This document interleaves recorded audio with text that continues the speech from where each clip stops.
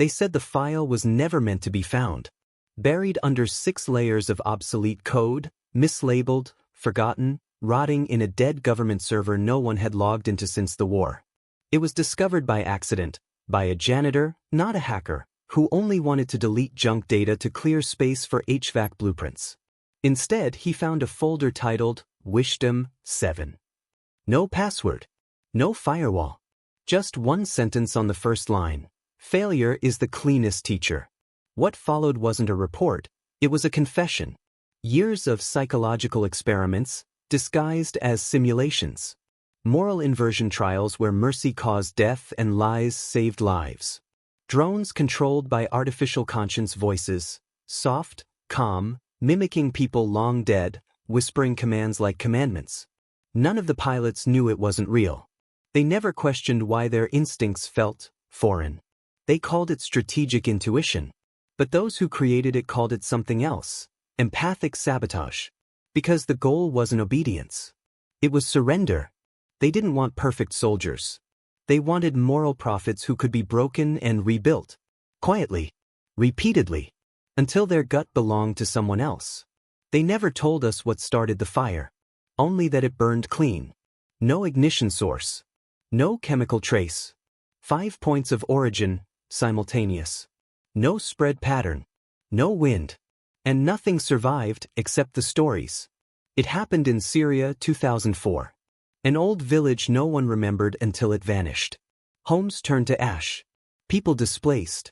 But somehow, every scroll, every book, every wooden carving survived untouched. Even the firewood burned, but not the stories. The locals whispered it was divine. The military called it unresolved. But one object changed everything. Hidden beneath a child's bed, a carving of a man with no eyes, holding a key. The child never spoke of it. But years later, grown and far away, he began having the same dream over and over. A whisper in the dark, you were not supposed to remember. The archaeologist assigned to the site went missing 2 months later. Her last known message, encrypted, sent at 3:17 a.m., read, "They're not stories. They're instructions." Then nothing. Her passport never scanned again. Her apartment? What? As if her life had never existed. But her notes were recovered from an underground forum, buried in a thread titled Wisdom Burns Backwards. She claimed the scrolls weren't historical. They were predictive. Dates, sketches, parables, all matching events that hadn't happened yet. And all tied to one theme, the cost of premature knowledge. Because in every recovered story, wisdom does not save. It subtracts. It isolates. It burns everything but itself. Why does some knowledge protect itself like a living thing? Why does it always survive the fire, but never remember who lit the match? And if the stories aren't teaching us, what if they're waiting for us to make the same mistake again? They never shout. They never interrupt. They just appear. Always moments before something breaks, or just after someone vanishes. Not with urgency, but with that same unreadable smile. Like they've seen this before. Like they know how it ends. Villagers whisper stories about them, calling them saints, shadows, watchers. But the ones who survive, they call them something else. They call them warnings. Across Central Asia, Eastern Europe, and parts of North Africa, tales surface again and again, stories of wandering elders, veiled women, children with ancient eyes, who appear days before disaster. Always offering advice that makes no sense until it's too late. In some Turkish provinces, they're called bilge ruler, the knowing spirits. In Romania, the Morșii Indramati, the guided dead. In Morocco they simply say, he walked through the dust, then came the fire. One night in 1997, a bus bound for Semey, Kazakhstan crashed into a ravine. Everyone died. But among the wreckage, the black box recorded faint audio. A woman's voice, soft, shaky, saying, "Don't look at the mountains tonight. The face is awake." She's never been identified. The source of the voice? Still debated. But locals claim that just hours before the crash, a pale woman boarded the bus, handed something to the driver, then vanished at the next stop. Another case, deleted almost as quickly as it went viral, came from a Reddit user on r/nosleep. The post described a man in Tennessee meeting an old man in white under a highway bridge. The man allegedly warned him, "This will all fall soon. Don't drive east." 2 days later, that exact overpass collapsed. 3 people were killed. The Reddit thread disappeared. The user's account deleted. But screenshots remain archived, hidden in corners of conspiracy forums like Digital Fossils. Psychologists have long dismissed these figures as memory distortions, artifacts of trauma, a phenomenon they call backloaded clarity. It's when warnings only feel meaningful after a tragedy. The mind reshapes random moments into wisdom, because the alternative is chaos. Because if no one warned you, then maybe no one could have. Survivor's guilt twists memory. It creates ghosts. But what if that theory is backward? What if it's not memory inventing the warnings, but warnings reshaping memory? What if these figures don't arrive after disaster, they trigger it? A 2008 paper from the Soviet archives, translated years after the fall of the USSR, describes a secret study called Glasnost Echo. The goal? Measure the emotional impact of anticipatory sorrow. Subjects were told vague, prophetic warnings, then shown fake news of tragedies that hadn't happened. The results? Heart rate spikes, insomnia, visual hallucinations, the memory of something that never occurred. Maybe wisdom isn't a gift. Maybe it's a virus. The kind that enters through a story, or a whisper, or a smile from someone who seems too calm. The kind that doesn't try to help, but tries to see how you'll break. Because what if the wise ones aren't trying to stop the tragedy? What if they're waiting for it? Watching, measuring, learning. And when they speak, they don't offer guidance. They offer a countdown. And if you've ever met someone who seemed too calm during the storm, too certain before the fall, then maybe you've already heard the ticking begin. He's always there. Not in the front row. Never near the family. Just close enough to see, but never to be seen. A figure in the distance, a shadow on the edge of grief. Never weeping, never praying, but always watching. The mourners don't notice. The family doesn't ask. But someone always remembers him later. There was a man, they say, just standing there, and smiling. In villages across Turkey, in small towns along the Iranian plateau, death records list a curious pattern. The same unknown man attending multiple funerals, sometimes years apart, using different names, but leaving no trace. No relatives. No profession. Just there. Always close enough to feel the sorrow, but untouched by it. Police reports label him a wanderer. Locals call him the misafir, the guest. But some call him something else. The witness. In 2008, a declassified CIA briefing mentioned a defunct training initiative, Project Whisper.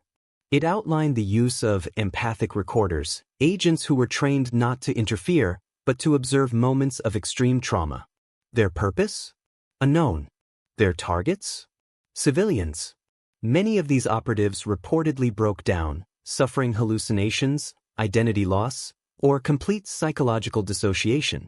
One report ended with a single line: "Some emotions are not meant to be witnessed, only carried." In a field outside Aleppo, a woman claims she saw a man standing on a nearby hill as her brother's plane fell from the sky. She described his posture, his clothing, the calm look on his face. Her story matched 3 other reports, from entirely different countries, describing the same man, standing still, watching just before disaster struck. Always alone.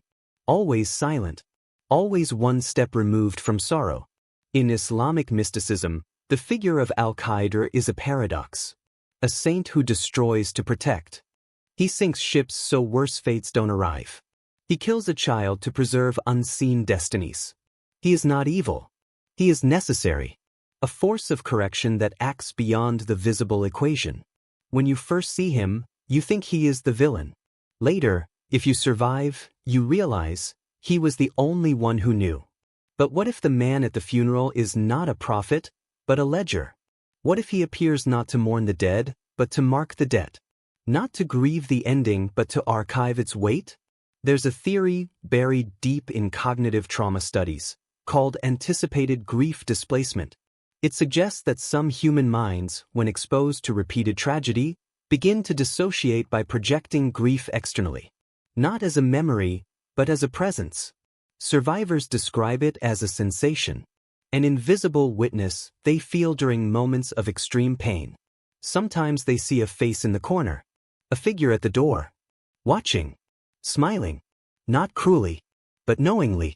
One Reddit post from 2014, now deleted, mentioned a funeral where an unknown man laughed quietly during the eulogy.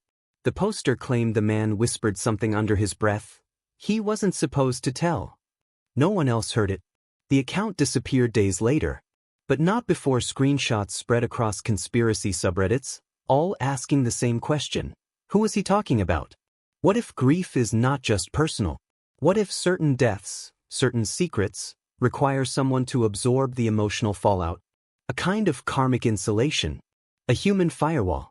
Someone who doesn't grieve with us, but for us. Maybe that's why he smiles.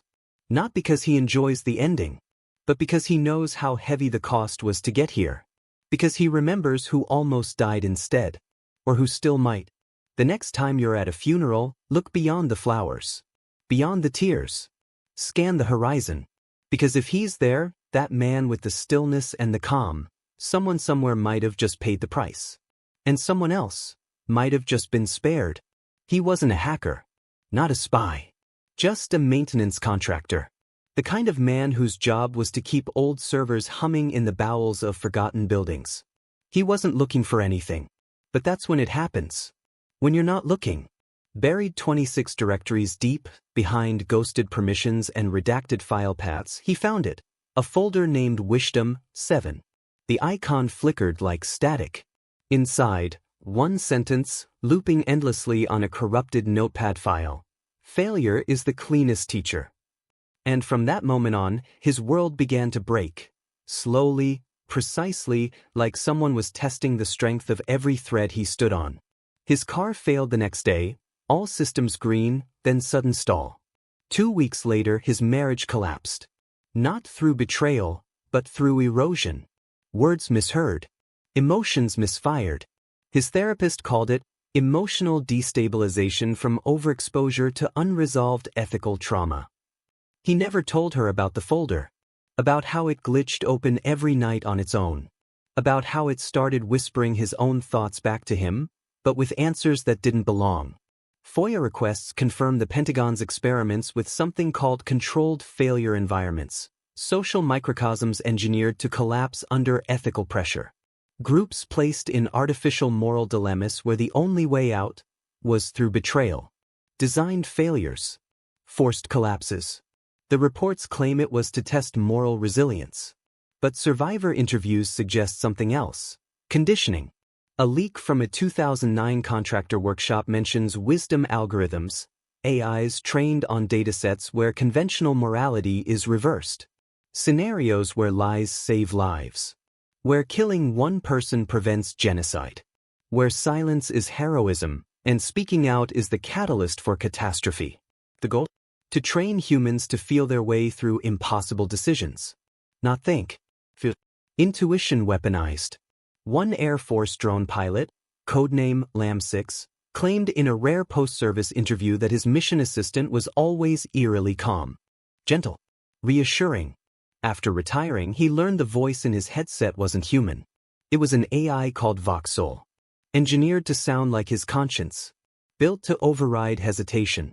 DARPA documents confirm strategic intuition training protocols, simulations where operatives are bombarded with emotional shocks, false flags, and ethical paradoxes, designed to force action without logic. Instinct must precede reason, one line reads. Wisdom is what remains after failure is complete. The man who found Wisdom 7 never recovered. He stopped trusting machines. Then people. Then himself. Because everything that broke around him somehow made someone else stronger. His friend got promoted after their project collapsed. His ex-wife married into wealth.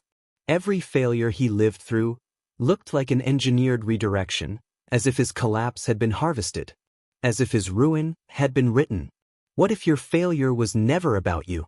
What if your mistake wasn't a fluke, but an input? A teaching moment for someone watching? What if every time you fell, it lit up a neural pattern in some silent machine, learning how to design better choices for someone else? We talk about wisdom like it's gentle and sacred. But what if it's harvested from the crash sites of people who never saw the lesson coming? What if you were meant to break, just clean enough to be instructive? Just loud enough to echo through someone else's dream? And if so, who's watching? Who decides which one of us learns, and which one of us fails? There's a story they tell in Anatolia. A parable. A riddle. A warning. A king is given two gifts. One is a sword, forged to never lose. The other is a mirror, crafted to show not truth, but future regret. The king studies them both. He holds the sword. He gazes into the mirror. And then he chooses. Not power. Not victory. But the burden of foresight. And that night he vanishes. No body. No tomb. Just silence. They say he walked into the forest carrying the mirror, and was never seen again. Historians call it allegory.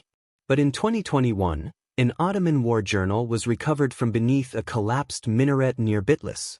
Pages water-stained. Handwriting fractured. But one passage was clear. A general who dreamed of a silver mirror abandoned his command and led his men into the mountains to defeat what would one day become regret. None returned. Locals call it the curse of the silent general. The mirror versus sword story surfaces everywhere. In Talmudic commentary, in Persian wisdom tales, in Taoist scrolls and Arabic manuscripts. Different names. Different kings. But the same choice, power or understanding. And always the same ending. Disappearance. Vanishment. Like the moment you see too much, you're removed. But what if that's not legend? What if it's a pattern? A 2018 TEDx talk, swiftly banned and removed from all platforms, introduced a chilling idea: empathy poisoning. The theory that too much foresight, too much emotional intelligence, can become a virus. That the mind isn't built to carry future grief. That seeing too far ahead can freeze the soul, paralyze decisions, make every step feel like betrayal of some future self you've never met. One slide read, "When we see the wound before it bleeds, we forget how to act." Neuroscientists studying anticipatory trauma have found something even stranger. The fear of future regret, not regret itself, reshapes present choices. They've measured neural responses where people hallucinate consequences. A memory that hasn't happened yet becomes stronger than the facts in front of them. Decisions guided not by truth, but by imaginary guilt. So when a king sees the pain his victory will cause, does he become wise or delusional? What if ancient wisdom wasn't meant to save us? What if every parable is a containment device? A psychic quarantine zone, hiding memories too dangerous to process, so they're recast as myth? Not because they're untrue, but because they're unbearable? Because here's what no one says: the mirror always lies a little. It never shows the exact moment. Just the emotion. A flash of what you might feel, if you continue. And in that moment, the most dangerous kind of wisdom forms. Fear shaped like truth. The king may never have vanished. He may still be walking. In your blood. In your lineage. In the echo between the choice you made and the one you'll regret next week. Maybe the mirror was never metal. Maybe it was a story. A story so heavy, it breaks whoever truly understands it. And if that's true, then maybe the next parable isn't just a lesson. It's a lock, and you've just found the key. They say the fire started at midnight, but no one saw it begin. Just heat, rising like a fever through the bones of an old village in western Syria. Roofs collapsed. Walls melted. Homes turned to dust while the sky glowed without flame. But inside the ruins, everything sacred remained. Scrolls of prayer. Wooden carvings etched with forgotten names. Books without titles. All untouched. Not scorched. Not blackened. Just waiting. As if the fire had eyes. And knew what not to touch. Villagers called it divine. A miracle. A cleansing from God.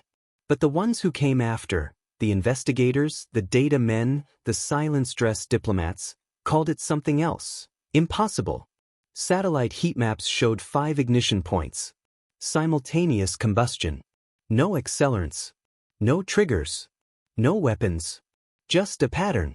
A method without a fingerprint. They drew the lines between the points. And in the middle was a single house. Beneath a bed in that house was a carved figure. Blindfolded. Wooden. Holding a key in both hands. The child who once slept above it survived. She says it whispered to her during the fire. That it told her to close her eyes and not scream. That it told her, "You were not supposed to remember." 1 week later, the UN archaeologist assigned to the site vanished. Her last recorded message, sent over a corrupt satellite relay, was 3 seconds long. They're not stories. They're instructions. No other signal followed. Her camp was empty. Her notebooks, missing. Tests on the relics confirmed what shouldn't be possible. They refused to burn. Repeated exposure to flame left them cold. Not heat-proof. Not fire retardant. Resistant. Like the fire recognized them. Or feared them. You think you know what fire is? A force. A destroyer. But that's only true when the fire wants to destroy. What if this fire was not chaos, but censorship? A scalpel cutting through memory. Targeting only the carriers of contamination. Leaving the rest, the parables, the carvings, the warnings, alive, because their purpose isn't over yet. Every culture has a name for sacred flame. But none talk about what chooses the sacred. What if certain knowledge can't be unlearned? What if every story that lives through fire was never just a story? And what if the real danger is remembering the part they tried to erase? The child, now older, silent, draws the same shape in the dirt every night. A triangle inside a circle. Inside it, 7 dots. When asked what it means, she only says, "That's where they hid the rest." Then she forgets. Until the next night. There are stories too heavy to carry, so they scatter themselves across generations, waiting for the moment someone finally puts them back together. Maybe that's what the fire missed. Maybe that's what the key unlocks. And maybe the last thing standing after the next fire won't be buildings, won't be archives, won't be scrolls. Maybe it'll be the ones who already heard the truth and pretended they didn't. Because the story didn't end. It just burned its way into the parts of us no flame can reach.